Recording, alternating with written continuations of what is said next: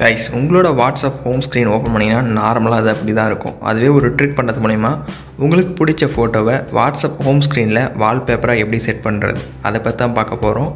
So video ஃபுல்லாக பாருங்கள். Just 1 மினிட்டில் ஈஸியாக சேஞ்ச் பண்ணிடலாம். ஓகேங்களா கைஸ், வீடியோக்குள்ளே போகிறதுக்கு முன்னாடி ஒரு சின்ன ரெக்வஸ்ட். கீழே பார்த்தீங்கன்னா ஒரு லைக் பட்டன் இருக்கும், மறக்காத லைக் பண்ணி சப்போர்ட் பண்ணுங்கள். கூடவே நம்மளோட சேனலை சப்ஸ்கிரைப் பண்ணிவிட்டு பெல்லைக்கான ப்ரெஸ் பண்ணிங்கன்னா இது மாதிரி 3 ஆப்ஷன் வரும். அதில் ஃபஸ்ட்டு ஆல் போட்டிங்கன்னா இது மாதிரி யூஸ்ஃபுல்லான வீடியோஸ் எல்லாம் நீங்கள் மிஸ் பண்ணாமல் வாட்ச் பண்ணிக்கலாம்.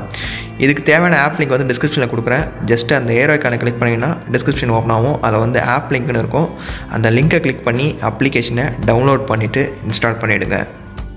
கைஸ், ஒன்ஸ் அப்ளிகேஷனை டவுன்லோட் பண்ணிட்டு இன்ஸ்டால் பண்ணிவிடுங்க. ஓப்பன் பண்ணோடனே பார்த்தீங்கன்னா ஆப்போட ஹோம் பேஜ் இப்படி தான் இருக்கும். மேலே கிரிட் ஓவர்லே கீழே மோக்கப் ஓவர்லேன்னு இருக்கும். அந்த மோக்கப் ஓவர்லேன்றதை ஆன் பண்ணிவிடுங்க. ஆன் பண்ணும்போது உங்களோட மொபைலில் பெர்மிஷன் கேட்கும். ஜஸ்ட்டு அலோ கொடுத்துட்டுங்க. அலோ கொடுத்துட்டு பேக் வந்துடுங்க. லெஃப்ட் சைடில் ப்ளஸ் ஐக்கான் மாதிரி கொடுத்துருப்பாங்க. அதை கிளிக் பண்ணிங்கன்னா எந்த ஃபோட்டோவை நீங்கள் பேக்ரவுண்டாக செட் பண்ணணும்னு நினைக்கிறீங்களோ அதை வந்து செலக்ட் பண்ணிவிடுங்க. கீழே பார்த்தீங்கன்னா ஒப்பாசிட்டின்னு ஒரு ஆப்ஷன் வந்து இருக்கும். அது வந்து 10% இருக்கும். அதை பார்த்தீங்கன்னா 100%க்கு ட்ராக் பண்ணி விட்டுருங்க. ஸோ அவ்வளோதான். இனிமேல் உங்களோட வாட்ஸ்அப் ஹோம் ஸ்க்ரீன் வந்து சேஞ்ச் ஆகிடும்.